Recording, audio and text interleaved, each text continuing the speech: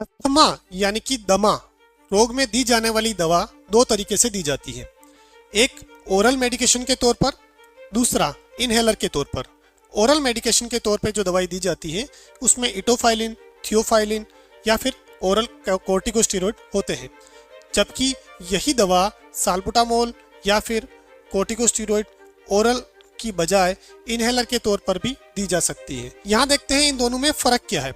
जब हम oral medication के तौर पर अस्थमा की दवा देते हैं तो वो दवा आपकी बॉडी में पहुंचती है, आपके स्टमक में पहुंचती है, लीवर पर, हार्ट पर और बोन्स पर इसके साइड इफेक्ट होने के भी चांस होते हैं और वहां पर वो धीमे धीमे करके आपके लंग्स तक असर करती है, लंबे टाइम में असर करती है या फिर थोड़ी देरी से असर करती है। वहीं जब हम इनहेलर के तौर पर साल्बुटामोल या बुडेसोनाइड दवा का उपयोग करते हैं तो वो दवा सीधी टारगेटेड ऑर्गन यानी कि लंग्स तक पहुंचती है और लंग्स में पहुंचकर अपना काम शुरू कर देती है।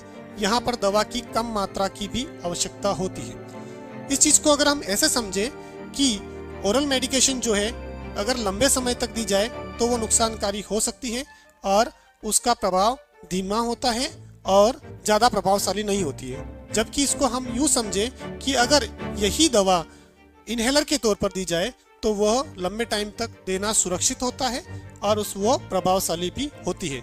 लेकिन अगर बीमारी प्रोलॉन्ग्ड है तो इनहेलर के साथ साथ ओरल मेडिकेशन भी देना जरूरी हो सकता है। ऐसा ही और ज़्यादा इम्पोर्टेंट वीडियोस देखने के लिए बने रहिए चिकित्सा गाइड के साथ में। फॉलो करिए हमारे चैनल को, चिकित्सा गाइड को।